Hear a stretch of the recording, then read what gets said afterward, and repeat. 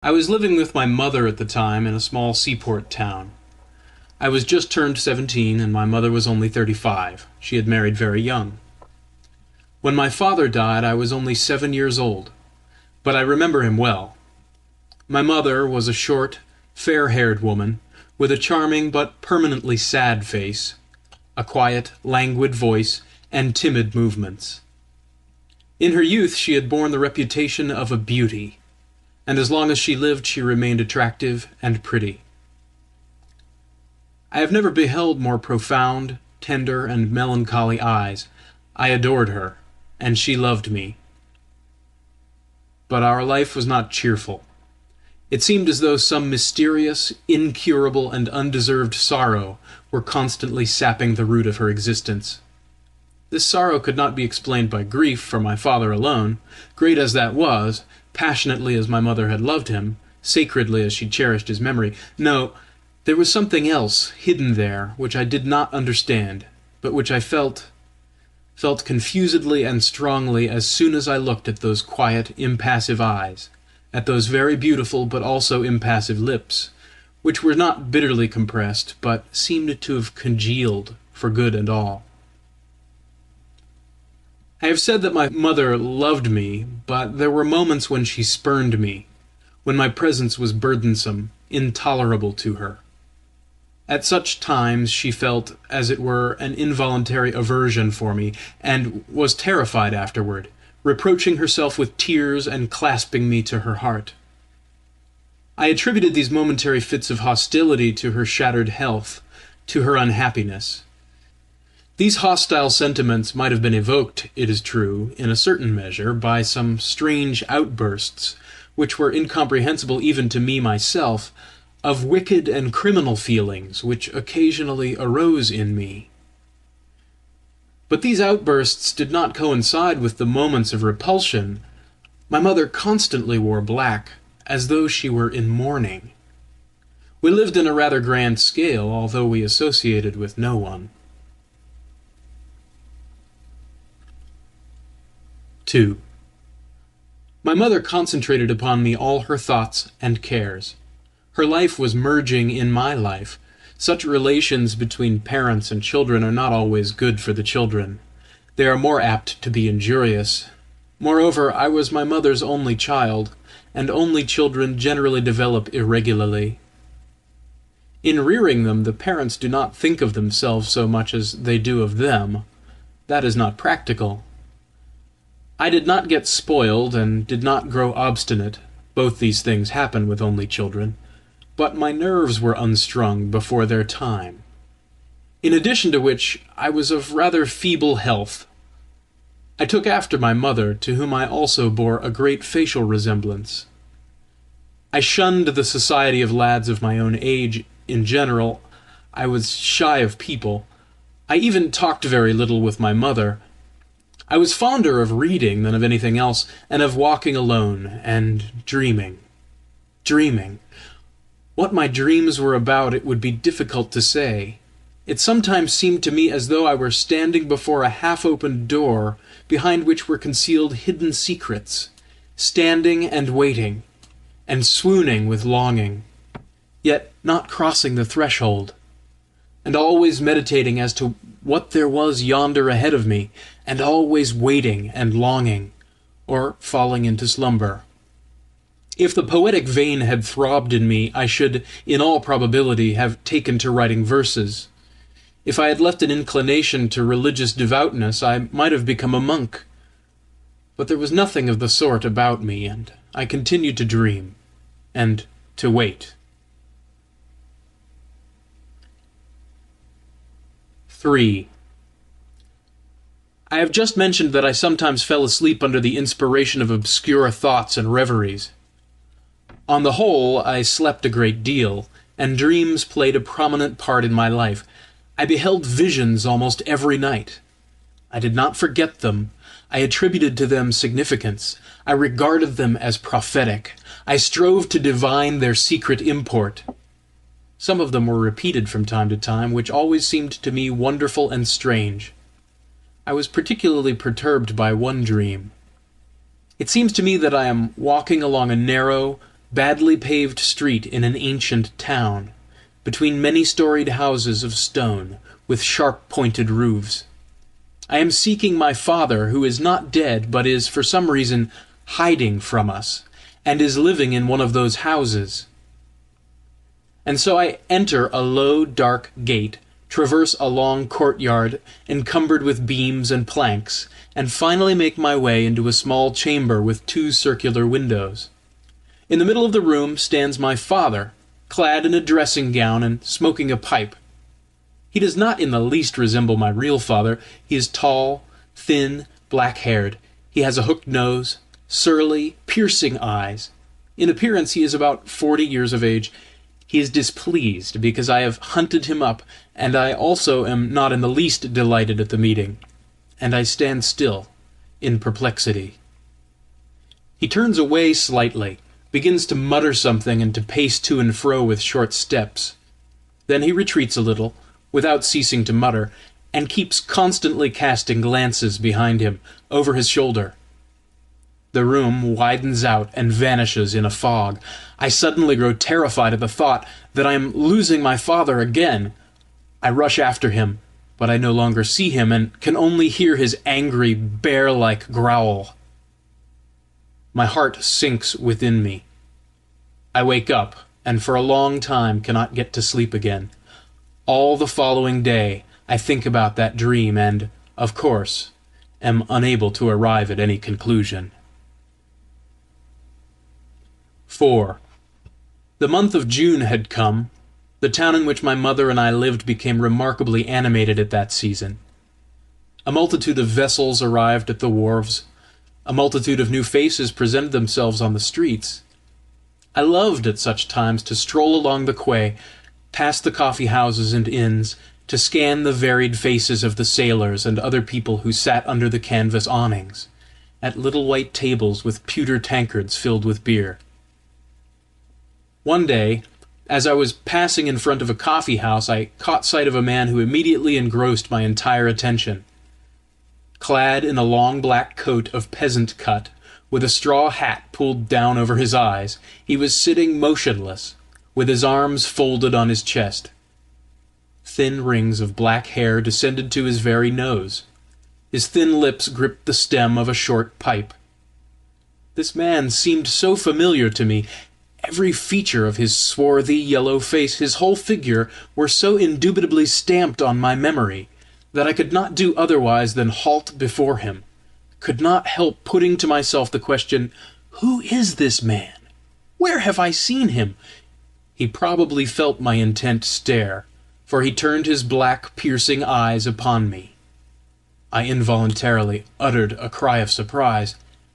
This man was the father whom I had sought out, whom I had beheld in my dream.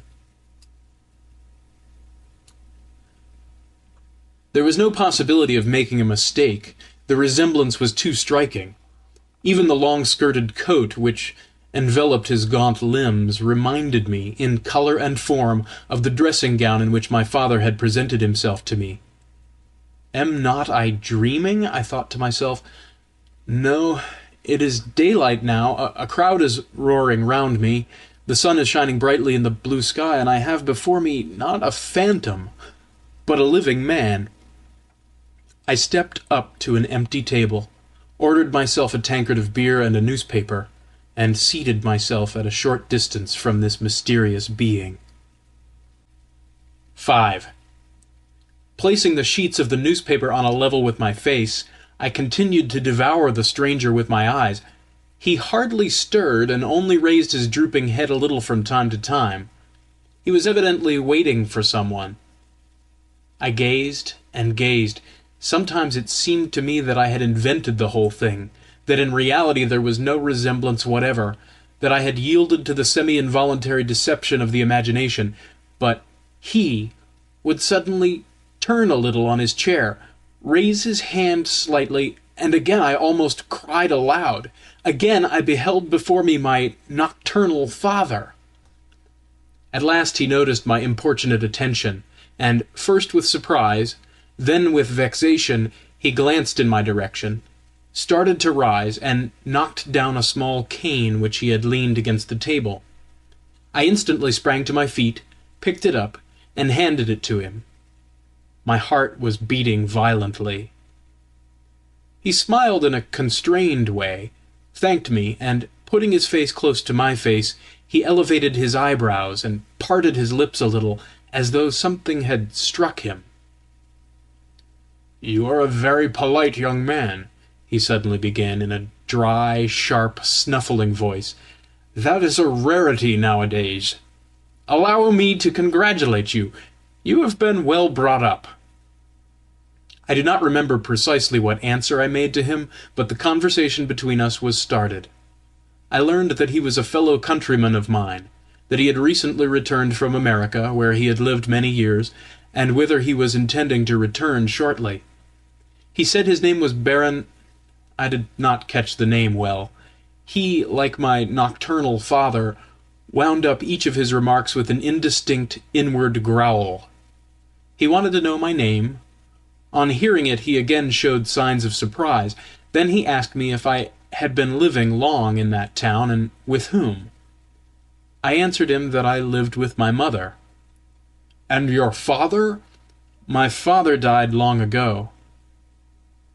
He inquired my mother's Christian name, and immediately burst into an awkward laugh, and then excused himself, saying that he had that American habit, and that altogether he was a good deal of an eccentric. Then he asked where we lived. I told him. 6. The agitation which had seized upon me at the beginning of our conversation had gradually subsided. I thought our intimacy rather strange, that was all. I did not like the smile with which the Baron questioned me, neither did I like the expression of his eyes when he fairly stabbed them into me. There was about them something rapacious and condescending, something which inspired dread. I had not seen those eyes in my dream. The Baron had a strange face. It was pallid, fatigued, and at the same time youthful in appearance, but with a disagreeable youthfulness. Neither had my nocturnal father that deep scar which intersected his whole forehead in a slanting direction, and which I did not notice until I moved closer to him. Before I had had time to impart to the Baron the name of the street and the number of the house where we lived, a tall negro, wrapped up in a cloak to his very eyes, approached him from behind, and tapped him softly on the shoulder. The Baron turned round, said, "Aha, at last!" and, nodding lightly to me, entered the coffee-house with the negro. I remained under the awning. I wished to wait until the Baron should come out again, not so much for the sake of entering again into conversation with him— I really did not know what topic I could start with— as for the purpose of again verifying my first impression. But half an hour passed, the Baron did not make his appearance. I entered the coffee-house, I made the circuit of all the rooms, but nowhere did I see either the Baron or the negro. Both of them must have taken their departure through the back door. My head had begun to ache a little, and with the object of refreshing myself I set out along the seashore to the extensive park outside the town, which had been laid out 10 years previously. After having strolled for a couple of hours in the shade of the huge oaks and plantain trees, I returned home.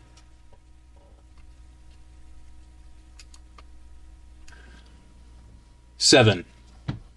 Our maidservant flew to meet me, all tremulous with agitation, as soon as I made my appearance in the anteroom. I immediately divined, from the expression of her face, that something unpleasant had occurred in our house during my absence, and in fact I learned that half an hour before a frightful shriek had rung out from my mother's bedroom. When the maid rushed in, she found her on the floor in a swoon which lasted for several minutes. My mother had recovered consciousness at last, but had been obliged to go to bed, and wore a strange, frightened aspect. She had not uttered a word, she had not replied to questions, she had done nothing but glance around her and tremble. The servant had sent the gardener for a doctor. The doctor had come, and had prescribed a soothing potions, but my mother had refused to say anything to him either. The gardener asserted that a few moments after the shriek had rung out from my mother's room, he had seen a strange man run hastily across the flower-pots of the garden to the street gate. We lived in a one-story house whose windows looked out upon a fairly large garden. The gardener had not been able to get a good look at the man's face, but the latter was gaunt, and wore a straw hat and a long-skirted coat. The Baron's costume immediately flashed into my head.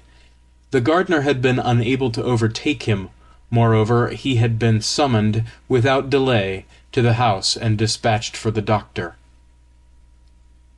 I went to my mother's room. She was lying in bed, whiter than the pillow on which her head rested. At sight of me she smiled faintly and put out her hand to me. I sat down by her side and began to question her.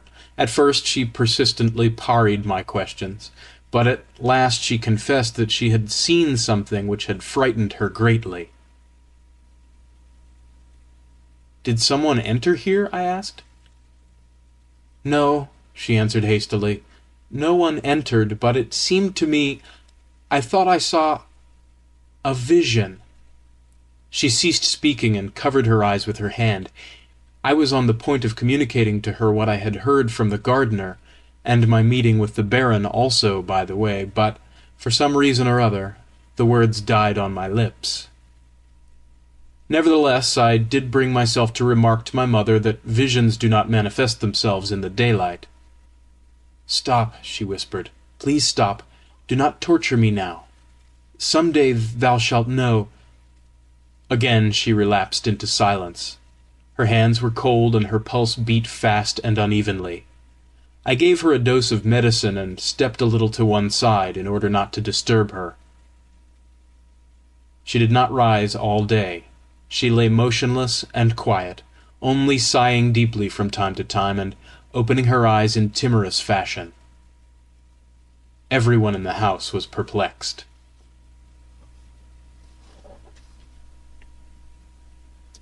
8. Toward night a slight fever made its appearance, and my mother sent me away. I did not go to my own chamber, however, but lay down in the adjoining room on the divan. Every quarter of an hour I rose, approached the door on tiptoe, and listened. Everything remained silent, but my mother hardly slept at all that night. When I went into her room early in the morning, her face appeared to me to be swollen, and her eyes were shining with an unnatural brilliance. In the course of the day she became a little easier, but toward evening the fever increased again. Up to that time she had maintained an obstinate silence, but now she suddenly began to talk in a hurried, spasmodic voice. She was not delirious. There was sense in her words, but there was no coherency in them.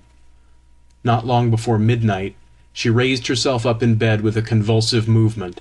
I was sitting beside her, and with the same hurried voice she began to narrate to me, continually drinking water in gulps from a glass, feebly flourishing her hands, and not once looking at me the while. At times she paused, exerted an effort over herself, and went on again. All this was strange, as though she were doing it in her sleep, as though she herself were not present, but as though some other person were speaking with her lips, or making her speak. 9. "Listen to what I have to tell thee," she began. "Thou art no longer a young boy. Thou must know all. I had a good friend. She married a man whom she loved with all her heart, and she was happy with her husband. But during the first year of their married life they both went to the capital to spend a few weeks and enjoy themselves. They stopped at a good hotel and went out a great deal to theatres and assemblies. My friend was very far from homely. Everyone noticed her. All the young men paid court to her, but among them was one in particular, an officer. He followed her unremittingly, and wherever she went she beheld his black, wicked eyes. He did not make her acquaintance, and did not speak to her even once. He merely kept staring at her in a very strange, insolent way. All the pleasures of the capital were poisoned by his presence. She began to urge her husband to depart as speedily as possible, and they had fully made up their minds to the journey. One day her husband went off to the club. Some officers who belonged to the same regiment as this man, had invited him to play cards. For the first time she was left alone. Her husband did not return for a long time. She dismissed her maid and went to bed. And suddenly a great dread came upon her, so that she even turned cold all over and began to tremble.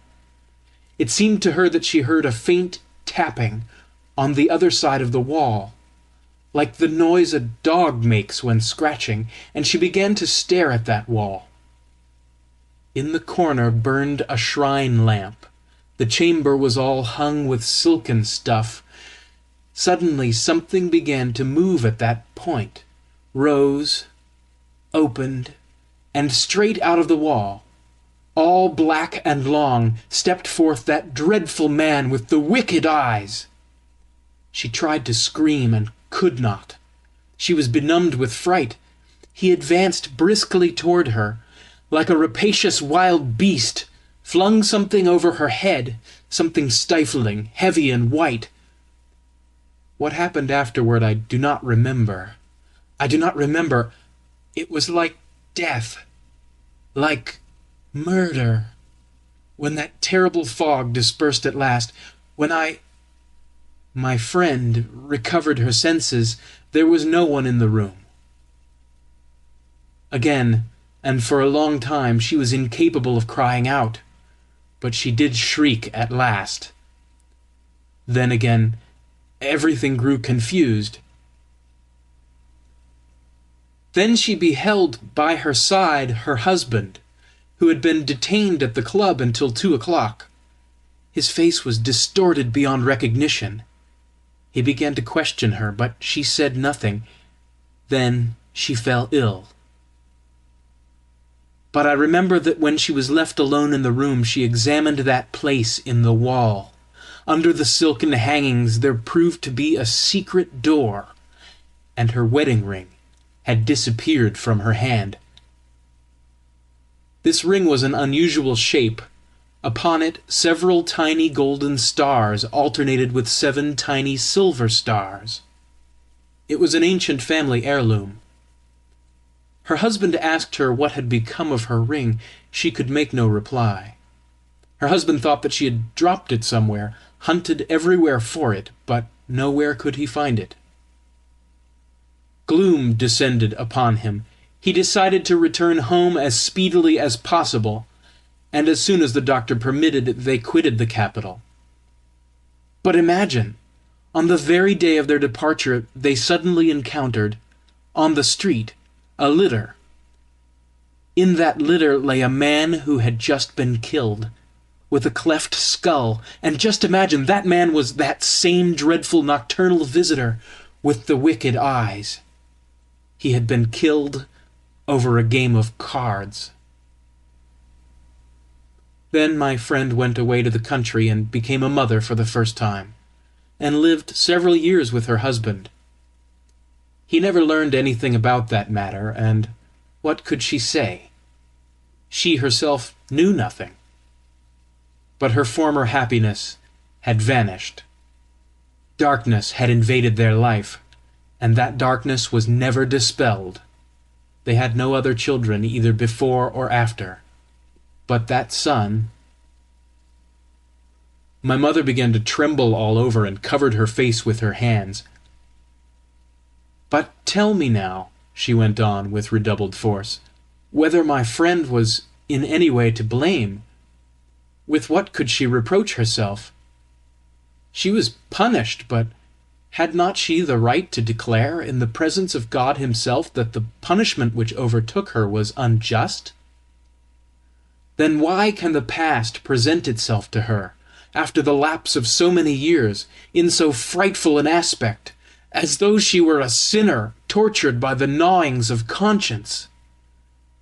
Macbeth slew Banquo, so it is not to be wondered at that he should have visions, but I—" But my mother's speech became so entangled and confused that I ceased to understand her. I no longer had any doubt that she was raving in delirium. 10.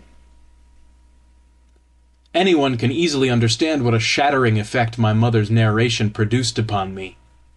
I had divined at her very first word that she was speaking of herself, and not of any acquaintance of hers.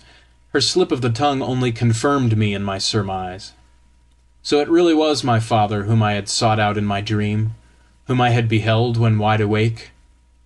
He had not been killed, as my mother had supposed, but merely wounded, and he had come to her, and had fled, affrighted by her fright. Everything suddenly became clear to me. The feeling of involuntary repugnance for me which sometimes awoke in my mother, and her constant sadness, and our isolated life. I remember that my head reeled, and I clutched at it with both hands, as though desirous of holding it firmly in its place. But one thought had become riveted in it like a nail. I made up my mind, without fail, at any cost, to find that man again. Why? With what object? I did not account to myself for that, but to find him, that had become for me a question of life or death. On the following morning my mother regained her composure at last. The fever passed off. She fell asleep. Committing her to the care of our landlord and landlady and the servants, I set out on my quest. 11.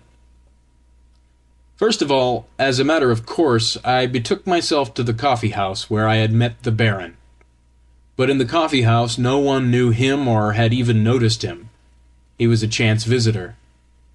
The proprietors had noticed the negro. His figure had been too striking to escape notice, but who he was, where he stayed, no one knew either. Leaving my address, in case of emergency, at the coffee-house, I began to walk about the streets and the waterfront of the town, the wharves, the boulevards. I looked into all the public institutions, and nowhere did I find anyone who resembled either the Baron or his companion.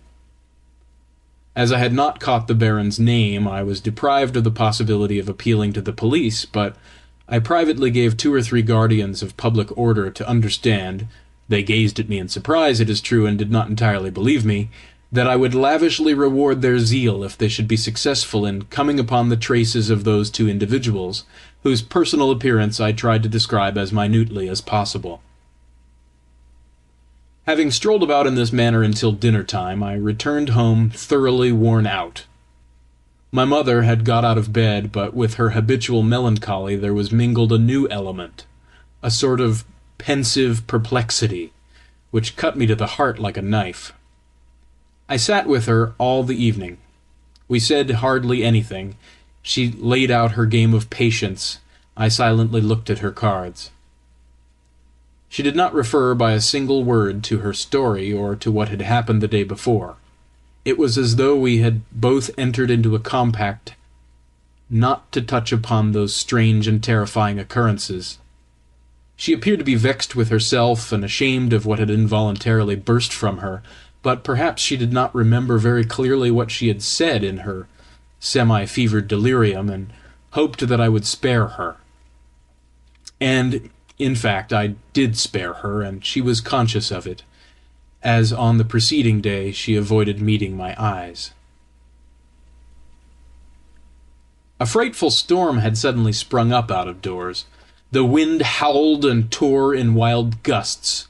The window-panes rattled and quivered. Despairing shrieks and groans were borne through the air as though something on high had broken loose and were flying with mad weeping over the shaking houses. Just before dawn I lost myself in a doze, when suddenly it seemed to me as though someone had entered my room and called me, had uttered my name, not in a loud but in a decided voice. I raised my head and saw no one. But, strange to relate, I not only was not frightened, I was delighted. There suddenly arose within me the conviction that now I should, without fail, attain my end. I hastily dressed myself and left the house. 12. The storm had subsided, but its last flutterings could still be felt. It was early. There were no people in the streets. In many places, fragments of chimneys, tiles, boards of fences which had been rent asunder, the broken boughs of trees, lay strewn upon the ground. What happened at sea last night, I involuntarily thought at the sight of the traces left behind by the storm. I started to go to the port, but my feet bore me in another direction, as though in obedience to an irresistible attraction. Before 10 minutes had passed, I found myself in a quarter of the town which I had never yet visited. I was walking, not fast, but without stopping, step by step, with a strange sensation at my heart. I was expecting something remarkable, impossible, and at the same time I was convinced that that impossible thing would come to pass. 13. And lo, it came to pass, that remarkable, that unexpected thing. 20 paces in front of me I suddenly beheld that same negro who had spoken to the Baron in my presence at the coffee-house. Enveloped in the same cloak which I had then noticed on him, he seemed to have popped up out of the earth, and with his back turned toward me, was walking with brisk strides along the narrow sidewalk of the crooked alley. I immediately dashed in pursuit of him, but he redoubled his gait, although he did not glance behind him, and suddenly made an abrupt turn around the corner of a projecting house. I rushed to that corner and turned it as quickly as the negro had done. Marvelous to relate, before me stretched a long, narrow, and perfectly empty street. The morning mist filled it with its dim leaden light, but my gaze penetrated to its very extremity. I could count all its buildings, and not a single living being was anywhere astir. The tall negro in the cloak had vanished as suddenly as he had appeared. I was amazed, but only for a moment. Another feeling immediately took possession of me. That street which stretched out before my eyes, all dumb and dead, as it were, I recognized it. It was the street of my dream. I trembled and shivered, the morning was so chilly, and instantly, without the slightest wavering, with a certain terror of confidence, I went onward. I began to seek with my eyes. Yes, there it is, yonder on the right, with a corner projecting on the sidewalk. Yonder is the house of my dream. Yonder is the ancient gate with the stone scrolls on each side. The house is not circular, it is true, but square. But that is a matter of no importance. I knock at the gate. I knock once, twice, thrice, ever more and more loudly. The gate opens slowly, with a heavy screech, as though yawning. In front of me stands a young serving-maid with a disheveled head and sleepy eyes. She has evidently just waked up. "Does the Baron live here?" I inquire as I run a swift glance over the deep, narrow courtyard. It is there. It is all there. There are the planks which I had seen in my dream. "No," the maid answers me. "the Baron does not live here." "What dost thou mean by that? It is impossible." "He is not here now. He went away yesterday." "Whither?" "To America." "To America?" I involuntarily repeated. "But is he coming back?" The maid looked suspiciously at me. "I don't know. Perhaps he will not come back at all." "But has he been living here long?" "No, not long. About a week. Now he is not here at all." "But what was the family name of that Baron?" The maidservant stared at me. "Don't you know his name?"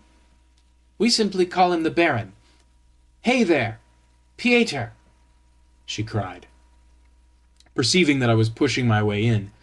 Come hither. Some stranger or other is asking all sorts of questions. From the house there presented itself the shambling figure of a robust laborer. "What's the matter? What's wanted?" he inquired in a hoarse voice, and having listened to me with a surly mien, he repeated what the maidservant had said. "But who does live here?" I said. "Our master." "And who is he?"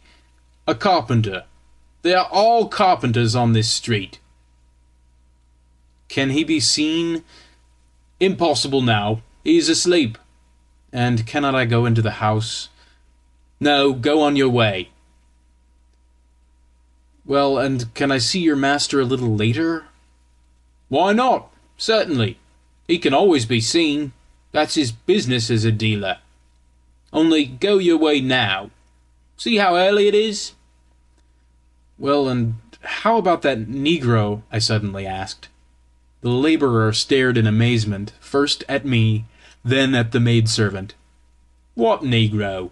he said at last. "Go away, sir. You can come back later. Talk with the master." I went out into the street. The gate was instantly banged behind me, heavily and sharply, without squeaking this time. I took good note of the street and house and went away, but not home. I felt something in the nature of disenchantment. Everything which had happened to me was so strange, so remarkable, and yet how stupidly it had been ended.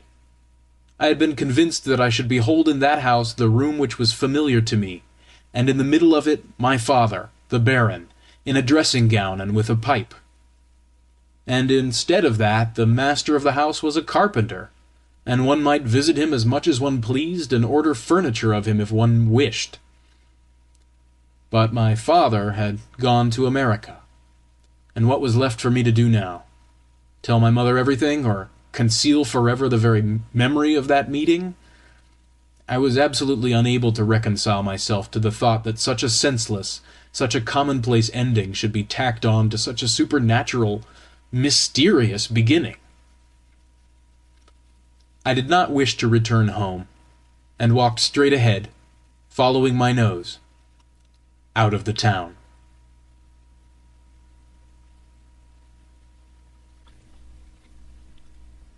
"14. I walked along with drooping head, without a thought, almost without sensation, but wholly engrossed in myself. A measured, dull and angry roar drew me out of my torpor.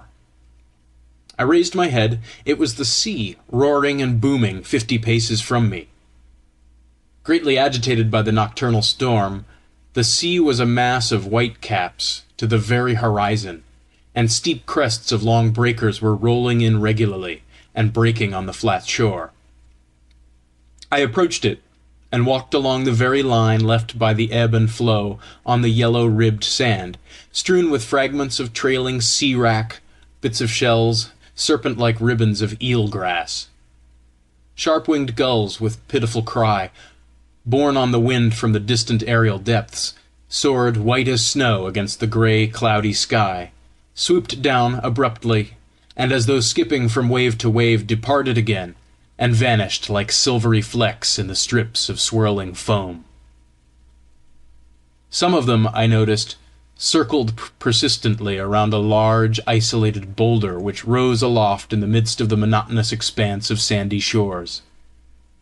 Coarse seaweed grew in uneven tufts on one side of the rock, and at the point where its tangled stems emerged from the yellow salt marsh, there was something black and long, and arched, and not very large.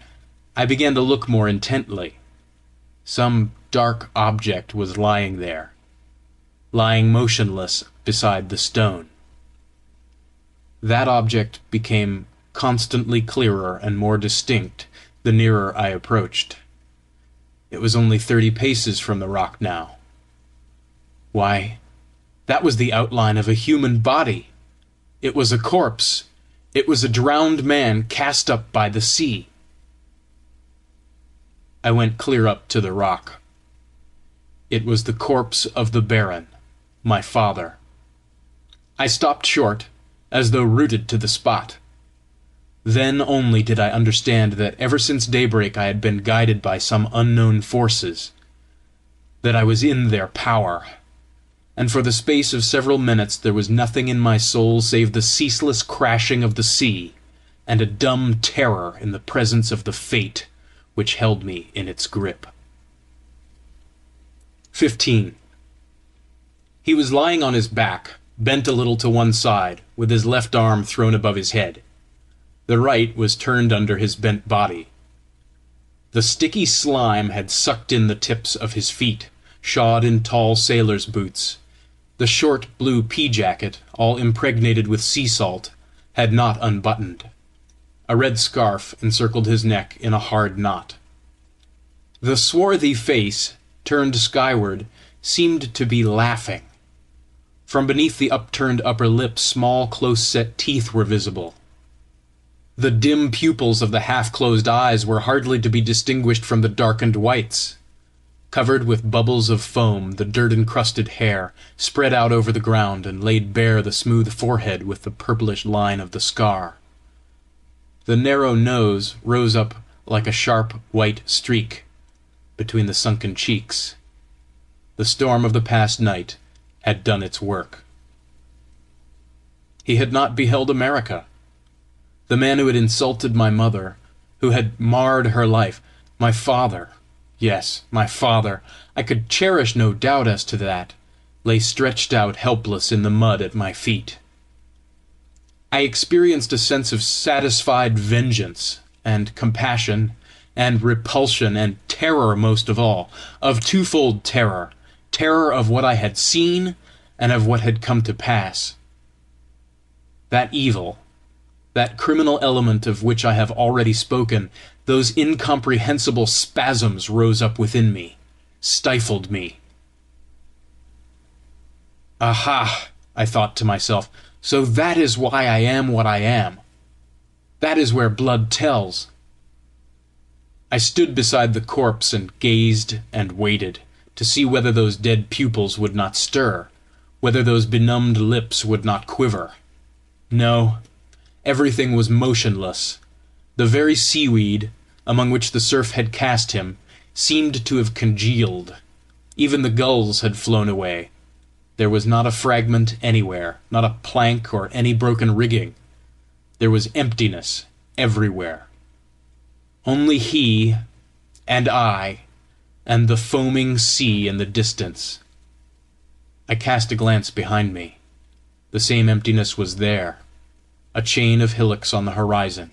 That was all. I dreaded to leave that unfortunate man in that loneliness, in the ooze of the shore, to be devoured by fishes and birds. An inward voice told me that I ought to hunt up some men and call them thither, if not to aid, that was out of the question, at least for the purpose of laying him out, of burying him beneath an inhabited roof. But indescribable terror suddenly took possession of me. It seemed to me as though that dead man knew that I had come thither, that he himself had arranged that last meeting. It even seemed as though I could hear that dull, familiar muttering. I ran off to one side, looked behind me once more. Something shining caught my eye. It brought me to a standstill. It was a golden hoop on the outstretched hand of the corpse.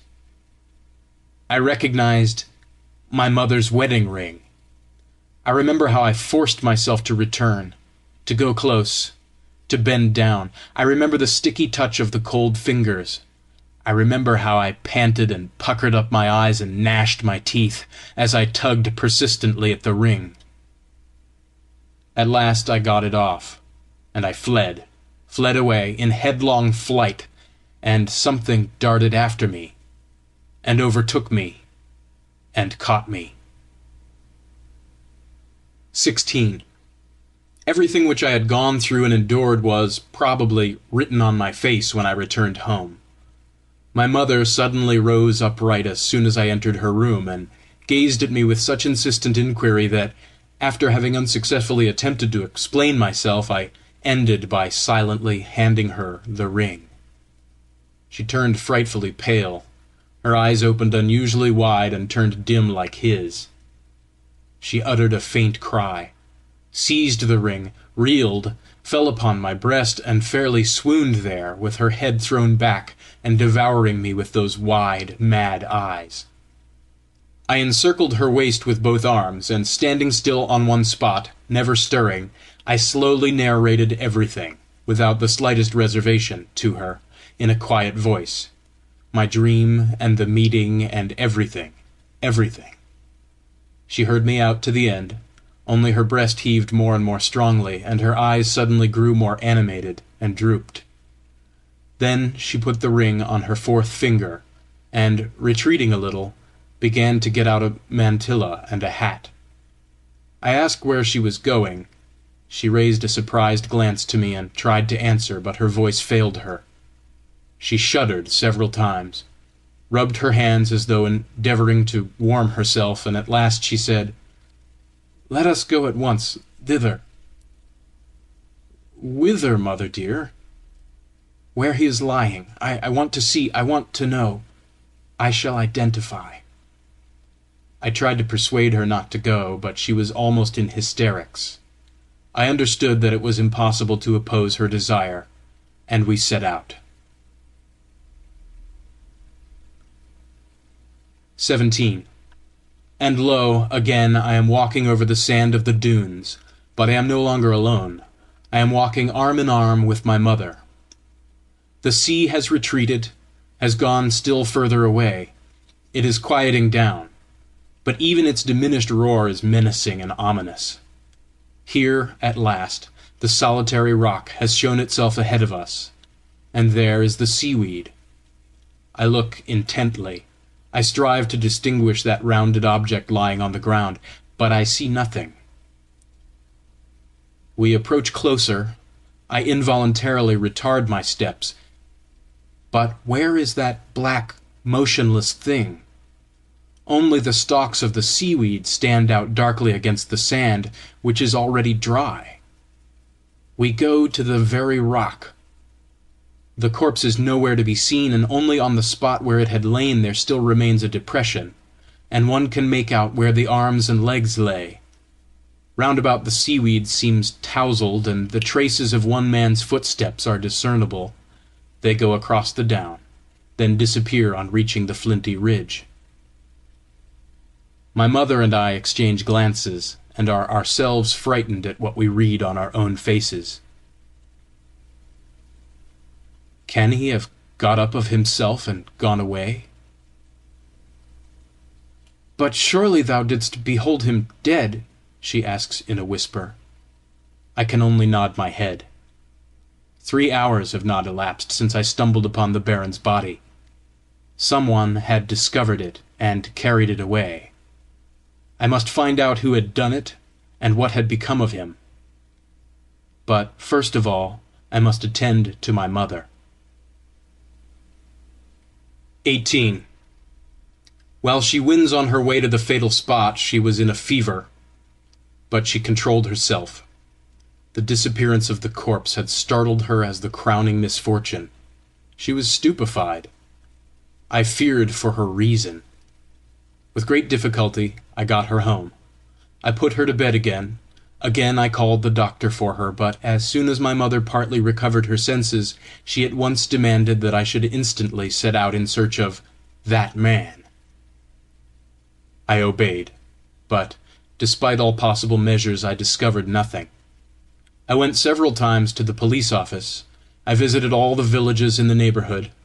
I inserted several advertisements in the newspapers. I made inquiries in every direction, all in vain. It is true that I did hear that a drowned man had been found at one of the hamlets on the seashore. I immediately hastened thither, but he was already buried, and from all the tokens he did not resemble the baron. I found out on what ship he had sailed for America. At first every one was positive that that ship had perished during the tempest, but several months afterward rumors began to circulate to the effect that it had been seen at anchor in the harbor of New York. Not knowing what to do, I set about hunting up the negro whom I had seen. I offered him, through the newspapers, a very considerable sum of money if he would present himself at our house. A tall negro in a cloak actually did come to the house in my absence, but after questioning the servant maid, he suddenly went away and returned no more. And thus the trace of my father grew cold. Thus did it vanish irrevocably in the mute gloom. My mother and I never spoke of him. Only one day I remember that she expressed surprise at my never having alluded before to my strange dream, and then she added, "Of course, it really—" and did not finish her sentence. My mother was ill for a long time, and after her convalescence our former relations were not re-established. She felt awkward in my presence until the day of her death. Precisely that, awkward. And there was no way of helping her in her grief. Everything becomes smoothed down. The memories of the most tragic family events gradually lose their force and venom. But if a feeling of awkwardness has been set up between two closely connected persons, it is impossible to extirpate it. I have never again had that dream which had been wont so to disturb me. I no longer search for my father, but it has sometimes seemed to me, and it seems so to me to this day, that in my sleep I hear distant shrieks, unintermittent, melancholy plaints. They resound somewhere behind a lofty wall, across which it is impossible to clamber. They rend my heart, and I am utterly unable to comprehend what it is, whether it is a living man groaning, or whether I hear the wild, prolonged roar of the troubled sea. And now it passes once more into that beast-like growl, and I awake with sadness and terror in my soul.